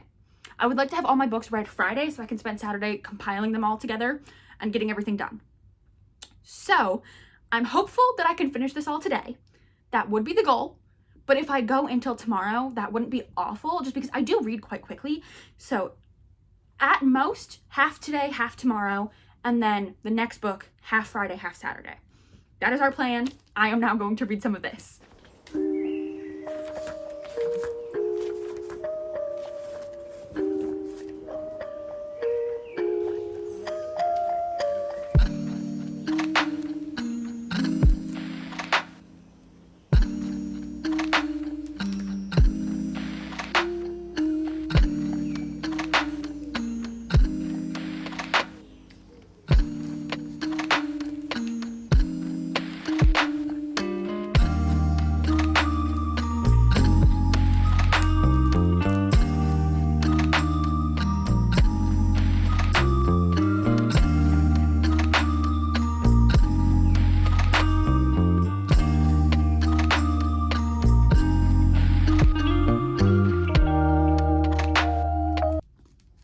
We have much to discuss. Today is Saturday. I did not update you at all yesterday because I also did not read at all yesterday, but we'll get there. Starting back on Thursday then, I did finish Lady Dragon and I did enjoy it. I have read 3 other things from this author, 2 that are also YA and then 1 adult. Didn't love the adult one. 2 YA are 2 of like my favorite books. I really love them. So I had high expectations for this, and unfortunately I don't think they were met. And I think that was partly my fault for setting my expectations too high. However, I did have a really good time reading this, and I am going to be using this in my book talk, which is something that we will talk about in a minute. But I did have a good time with this. It's definitely not my favorite thing that I've read from her, but it's also not my least favorite because I didn't enjoy the adult romance in the slightest. So I mean, you know, we'll take what we can get. As a reader who really values a character-driven story, really enjoyed this. However, I think that given the setup of everything that was happening here, the plot just needed to be a little bit stronger and needed to have more going on, maybe. I don't know, it felt a little lackluster in the plot, is what I'll say. But I also have written my review. So for the synopsis: since the War of Fire, there has been a tentative truce between humans and dragons. Only women will rule Andrath, and in return, the dragons will not harm the humans. Samantha, the daughter heir of Andrath, and Kirik, the favorite contender for the draconic queenship, must work together to save their queendoms from looming threats. When Kirik takes a human shape to get to know Samantha and the ways of the human queendom, she uncovers a plot that could set a new war in motion. Samantha is at the center of this plot, and together these two girls from different worlds must work together to fight their rising feelings for each other and save their worlds. And then my review. The plot of Lady Dragon is complex enough to keep readers on their toes and always guessing at what will come next, while also being simple enough that it was very easy to follow. The culture of the dragons was incredibly interesting and was a highlight of this book. Seeing how the dragon queendom differed from the human one was fascinating and added a lot of tension between Samantha and Kirik. The two main characters were by far the highlight of this novel. From not understanding each other, but needing to be civil for the sake of their realms, through the development of their relationship to their eventual declarations of love, the relationship carried this novel. The plot was fun and engaging, but the characters and their love for each other are the heart of this novel. In this way, readers who appreciate character-driven stories will love this novel, but those that value a complex plot might find it to be a bit lacking. A.M. Strickland's writing is very easy to read, which made this novel fly by. They are also talented at getting the reader invested in the stakes of their story, making every emotion and betrayal feel heightened. I was on the edge of my seat for most of the story, unable to put this book down because I needed to know what was going to happen next. There were a few twists and turns that kept me on my toes, but overall the plot did feel a bit predictable. Samantha and Kirik are truly the stars of this novel, making the slightly lackluster plot fall away in the face of their romance. For readers who love strong character development and swoon-worthy romance, this book will hit it out of the park. For readers who love dragons, Lady Dragon will be a fun new take on the classic fantasy creature. And for readers who love an action-packed plot, this most likely won't be a new favorite, but all types of readers can find something to enjoy in this novel. And I do, still stand by that. Really, I find that the biggest struggle I'm having with this assignment is that usually after I read a book, I like to let it marinate for a day and then write my review and then start the next thing. Where with this, I'm finishing the book, writing the review, moving on to the next thing. So I'm not having time to let my thoughts sit. And so I feel like if I were to go back and reread the reviews from the earlier books, I think that my thoughts might have changed a little bit and I might want to edit my reviews a little bit, which kind of sucks because I don't really have the time to do that because it is currently Saturday at 5 p.m. This is due Sunday at 11:59 and I still have another book to read. So this is my own fault for putting it off as long as I did, but for some reason in my head, I was on top of it. I had no problems. And then when I actually looked at how much I still had to read, I was like, oh, I should get on that. So this is entirely my fault, but I'm doing just fine. So that is my review here. And I did really enjoy this novel. It just felt like it was a good book. It just wasn't a great book. And so because this one was a personal pick for me, I think that I'm going to give it 3.5 stars for my personal rating because enjoyed it, didn't love it, didn't hate it. It feels very middle of the road, which would technically be a 2, but better than that, so 3.5. I had a good time with it. I really enjoyed the characters and like I said, the lore of the dragons and the dragon culture, very interesting, really enjoyed that. It just wasn't a favorite, and the 2 books that I've read, the 2 YA books I read from this author are staying above as favorites above this one because those ones I really enjoyed and have stuck with me. This one I don't think is going to stick with me, and I originally had started my reviews by saying Lady Dragon was a good book, but I don't think it's going to stick with me. But that felt a bit too harsh, especially to start the review. It's just because I enjoyed it and I'm going to probably look back on it with fond memories, oh yeah, I had a good time with that, but I'm not going to look back and be oh, I really want to reread this, I really love that, So I finished that on Thursday, and then Friday my mom and my brother were home. They had the day off, so we went to Costco, got some good stuff, and then when my family is here, any number of them are here and they're off and they're just having fun, it makes it so much harder for me to force myself to work, especially when I have big things that I need to do, because on top of this project, I was having a different project for a different class and then just got the grade back for a different project for yet another class. So there's just been a lot of things all piling up, and it's again my own fault for procrastinating this assignment.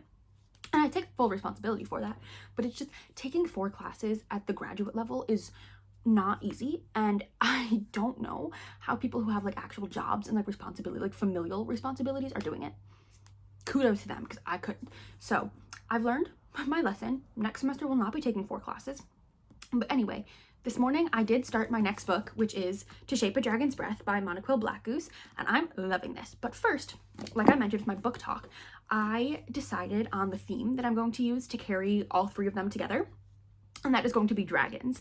And because this is something that I had wanted to do when I read Daughter of the Moon Goddess, because there's dragons in that book, and I was oh, I would love to have a dragon theme. And especially because I was looking over to my shelves, I was oh, Lady Dragon is right there, I could do that. Unfortunately, Daughter of the Moon Goddess came out in 2022, so I couldn't use that one. However, I just read Lady Dragon, and that was released from this year, and I was looking at my shelves and I was what else could I use?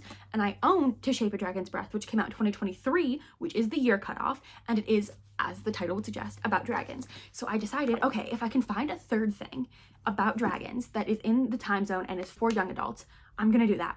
And when I was looking at the second set of the readings that I have to do, one of the novels is A Language of Dragons, I believe it is. And I was like, okay, so I have 3 very distinct dragon novels that are for young adults that were published in the correct year zones that I can use. And so I decided that that is going to be what I use to tie all of my books together for my book talk. And so that means that To Shape a Dragon's Breath is also what I'm using for my second free choice. And so I have already started it. I am on page 166 and I am having so much fun with this. I am enjoying this. Maybe fun isn't the right word, but I am loving this so far. Like, I would be shocked if this isn't a 5-star for me. I am having such a good time. I'm so immersed in the story and I'm really, really loving it. And this is one of the only books so far in this vlog that you've heard me talk about while I'm reading it, and not just I'm gonna start it and here's my final thoughts. So, you know, I'm really loving this because this is by an Indigenous author and our main character is an Indigenous woman. That's not really the language that they use in here, but the way that everything is set up in here is just so thought out and so meticulously planned that there's just like, it's a bit overwhelming, especially when I first picked it up and I was like, okay, I have like a day to read this. And I opened it and saw a completely fictional periodic table and was like, oh, okay. And then turned to the page to this map that is not completely fictional, but is still fictional. And then turned the page again to like 3 pages of pronunciation guides, which is really helpful. And I'm like happy that that's in there, but that just really was like, oh, maybe this wasn't the right pick for something I need to read in a day. But then I started reading it and it felt like no time has passed and I've read all of this because I'm genuinely eating this up. I'm having so much fun. So this follows our main character who comes from this like little island and her people are seen as like savages and uneducated by like the rest of the world, I guess. And she sees a dragon flying across the sky. And so she follows that dragon and comes across an egg, a dragon egg. And so she takes it back to her people and they bring it to the meeting house and everyone just like sits around it and sings and does their traditional activities. And then when the egg hatches, it chooses our main character, Anakus, as like her person, kind of. And so from here, she ends up needing to like register her dragon, which brings her to this like mainland area where she has to enroll in this academy for dragoneers and just like learn the way of the dragoneers of these people. But like everything that they do like goes against her own culture and her own upbringing, and so she's like trying to learn the way these people want her to be learning, but they're also just like so dismissive of her and like just assume that she doesn't know how to read or write and just assume like such awful things about her because that's all they know. Because there's like the one book was written about these people like years ago and everyone just like clings to that knowledge as if it is fact, and it's not really. And so she is really struggling where she knows that this is what she has to do in order to like be okay in the eyes of the law with her dragon, but at the same time she's like, my people wouldn't do it like this. Like, this is so sterile and so academic and not at all like intuitive or cultural. And so it's really interesting to see how she's being treated just existing as the woman that she is, but then also just the ways that she's bonded with her dragon versus the way that all of these other people are bonded with theirs growing up in this society. And I'm having such a great time with it. Like, I'm just so immersed in the story because like everything in here has been created by the author, and so it feels so well thought out, and like there's just so much happening. Like that entire periodic table that's been created, yeah, all of those elements are used to like shape the dragon's breath and to like get their dragons to like their breath to do different things. And so like they use these different like sigils and different like markings to have their dragons do different things, and it's just really fascinating to read about. And it's like this is one of those books that really makes me question how long it took the author to plot this all out and like where they even started with this, because this is like crazy well planned out and thought out. And I believe this is in a series. There's at least a second book coming out next year, I think, but I don't know if that's going to be it or if there's going to be more, because it says the first book in the series,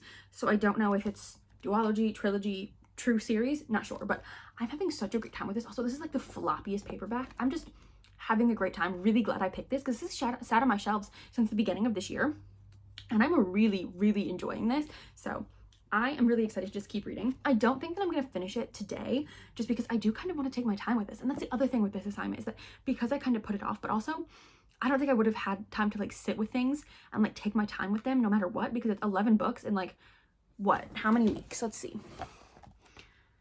11 books in like 7 weeks. So that's not even like a book a week at that point. So no matter when I had started, I wouldn't have time to really like sit with them and take my time and like wait after finishing one to read the next. So there's nothing I really could have done, but like I do think I'm gonna finish this one tomorrow rather than trying to get through it all today, just because again, there's a lot happening here. And I am listening to the audiobook while I read, just for all the pronunciations, to make sure I'm really getting everything and not like laboring over how to pronounce things and then like not really enjoying the story. So I'm having a really great time. I probably will finish it tomorrow, which means that I have to do the review and get everything submitted tomorrow, but I don't think that'll be too bad because all of the reviews have already been written. I just have to combine them into a zip file and then get that submitted. So it's also not due till 11:59 p.m. so I have time. So I'm going to take my time with this as much as I can over the span of 2 days and just really enjoy this and have such a good time with it, because I am eating this up. I'm having such a good time with it. Like, I keep wanting to say I'm having fun with it, but like I don't know if that's really the right word, because like you can feel like the discomfort that our main character is feeling being in this environment, and so it's like I'm also feeling that. So I don't know if having fun is really the right term, but like I am sucked into this story. Like I cannot put it down. I'm like from page 1 I was sucked in. So I am just going to keep reading. I probably won't update you again until tomorrow when I finished it, and then we can wrap everything up together.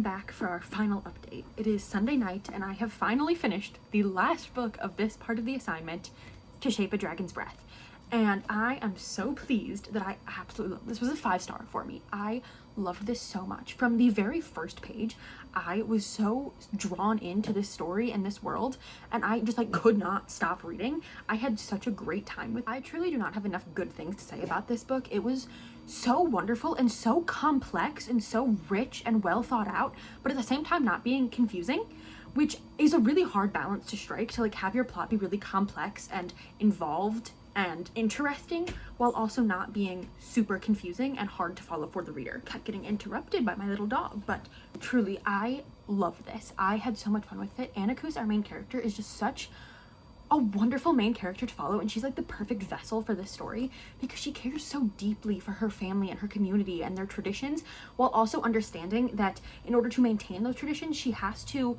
conform in some ways, at least on the surface, to meet the English people's expectations of her so that she can continue to stay at the school and keep her family safe.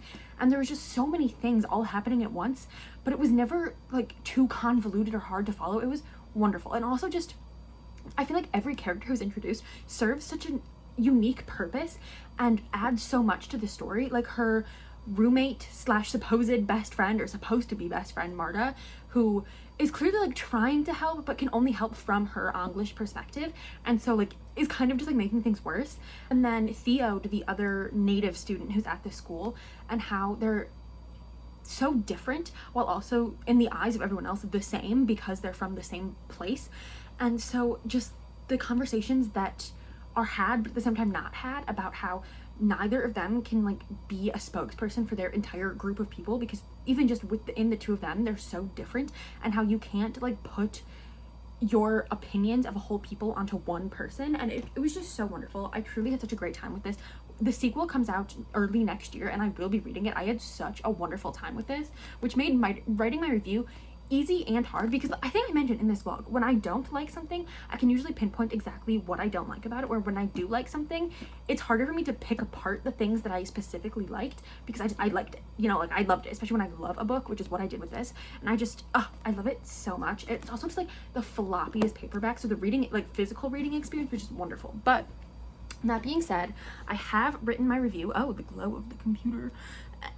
Anyway, I have written my review. So let's read our synopsis first. 15-year-old Annakus lives on the island of Moskopog, but when she finds a dragon egg and the hatchling chooses her, her whole life changes. Her people understand the significance of the return of dragons to their land and revere Annakus as Nampeshawayasit, one with her dragon. Unfortunately, the English conquerors of her land have a very specific idea of how dragons should be raised and who should be raising them, and Annakus does not meet their expectations. When she leaves her island for the English Dragon School, it is under the strict guidelines that she will succeed, or risk her dragon's life. And then my review. From the very first page, To Shape a Dragon's Breath had me hooked. The world that Monoquill Blackgoose has created is so lush and complex that I really felt like I was right there with Anakus. While this extensive world building may be confusing at first for some readers, by having Anakus, who is unfamiliar with the English customs, asking questions about English ways of life and then comparing them to how people live on Masquapong, everything is explained in perfect detail without feeling like a dump of information just for the reader's sake. Further, the political and social aspects of the story are a wonderful weaving of history and fiction with an unexpected steampunk elements. The map at the front of the novel, as well as the pronunciation guide, further help to ease readers into the vast world Blackgoose has crafted. To Shape a Dragon's Breath is one of the most immersive novels I have read in a while, thanks to this amazing world building. Similarly, Anakus is the perfect character to carry this story. She cares about her people and their traditions, but also understands that in order to maintain their way of life, she needs to, at least in some ways, conform to English customs to get by while at their school.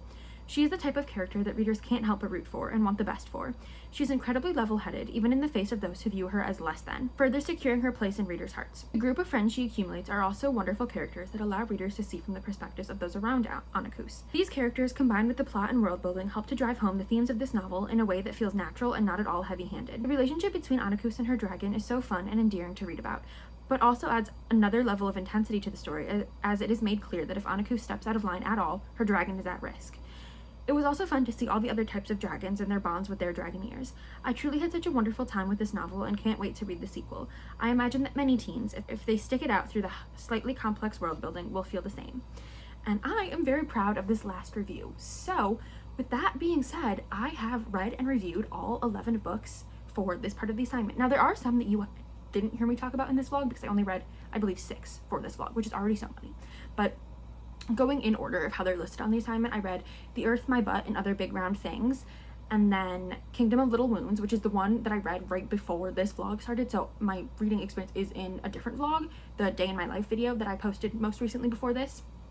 And then it was We Are Not Free, Bright Red Fruit, Grown, Daughter of the Moon Goddess, Visitations, Ash's Cabin. These are not in the order that you saw me read them in, they're in the order of like how they're listed in the assignment. That's how I have to turn them in, so that's where things are getting a little complicated here.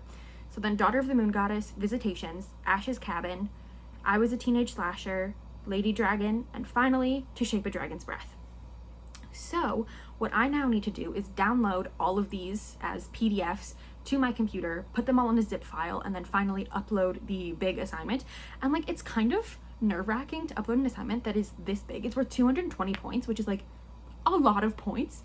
So turning it all in is like, oh, I hope I did a good job. I've never been graded on my reviews of books before, so very curious to see how this goes. But also, this video was supposed to go up this past Saturday, and then I ended up not posting anything, and this video is instead going to go up the following Wednesday, just so that I gave myself enough time to like fully read everything and get this submitted and not feel like I had to rush for the sake of the video as well as the sake of the assignment, because this is like my assignment, you know, like I'm actually getting graded on this, so making sure that I was taking the time I needed to fully like read and comprehend these books was very important for me. So that being said, today is Sunday, it is 7 p.m. and this is due at 11:59, so I'm going to get all of these downloaded, get them into the zip file, and then come back to you when I am submitting. I have downloaded all of the documents and compressed them into a zip file, so now I am ready to submit, which is scary.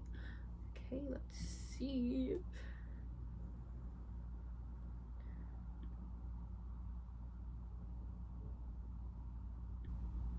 I always get nervous submitting zip files because I can't see what's in it when I turn it in, so I have to like double check to make sure that I'm not submitting the wrong thing, even though there's only one thing on my desktop titled this.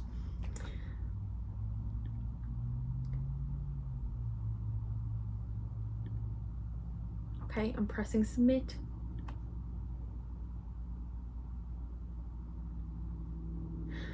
We got the confetti, and I can look at the submission details, make sure that it is in fact the right thing.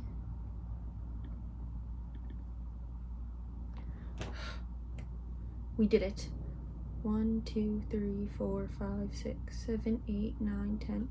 All 11 reviews are in there. Okay. It's done. What have I learned from this experience? Let me bring you closer. I feel like I've learned that I need to start the next section immediately and not procrastinate again, because when is the next part due? Let's see.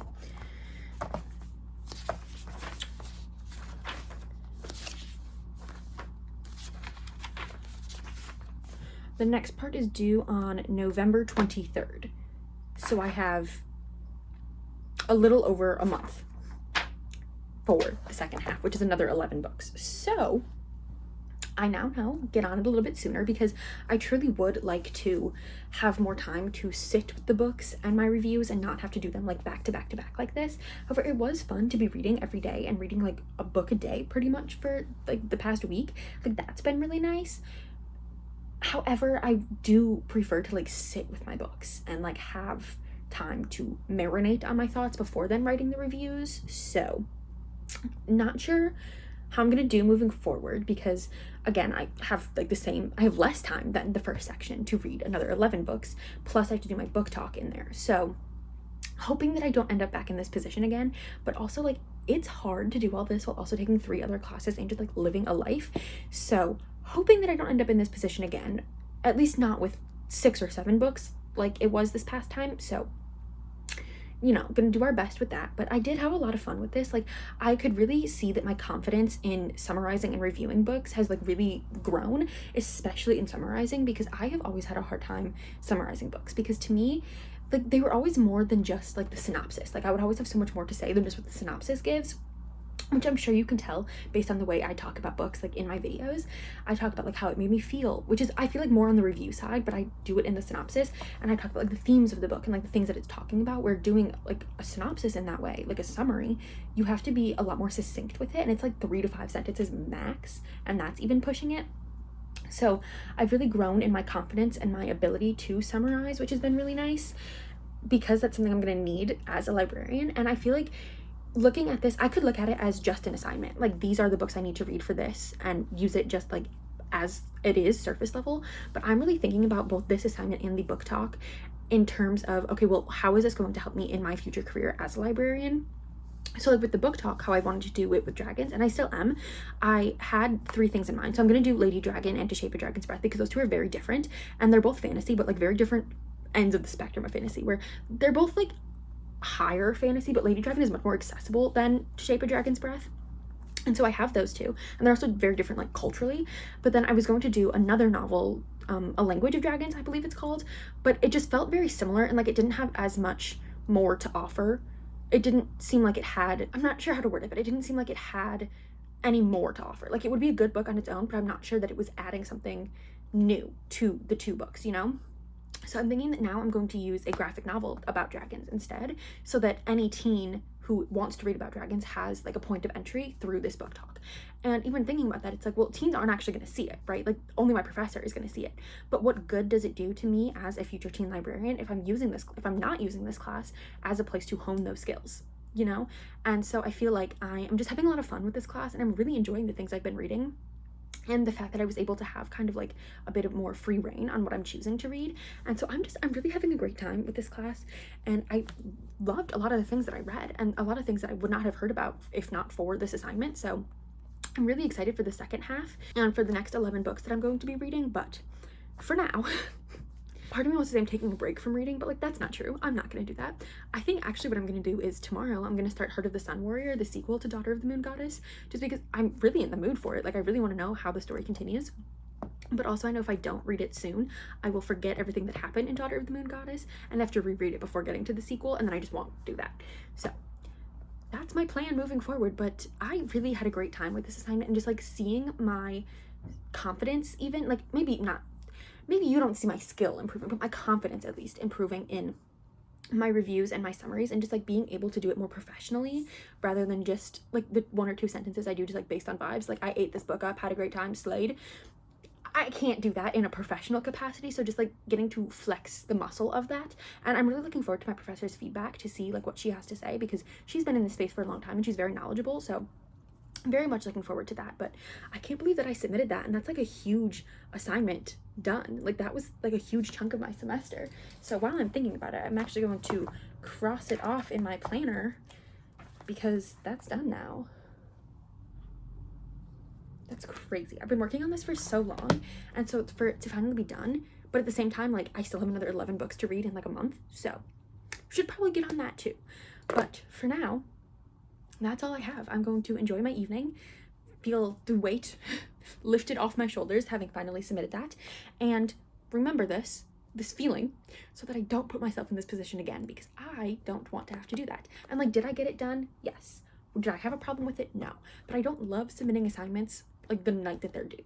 You know, it doesn't feel great. So thank you so much for being here with me this week. If you have any resources on like how to strengthen your skills at reviewing professionally, would love to hear them. Again, if you have any recommendations of books for specifically like teen boys written about like male main characters and by male authors, would really love those. If you have any other recommendations about like what you think teens are really enjoying, or if you've read any YA books that you really enjoyed, if you are a parent, a teacher, an older sibling, a librarian even, who has experience with what teens are enjoying reading, I would love to know, because that's not something that I can like figure out on my own.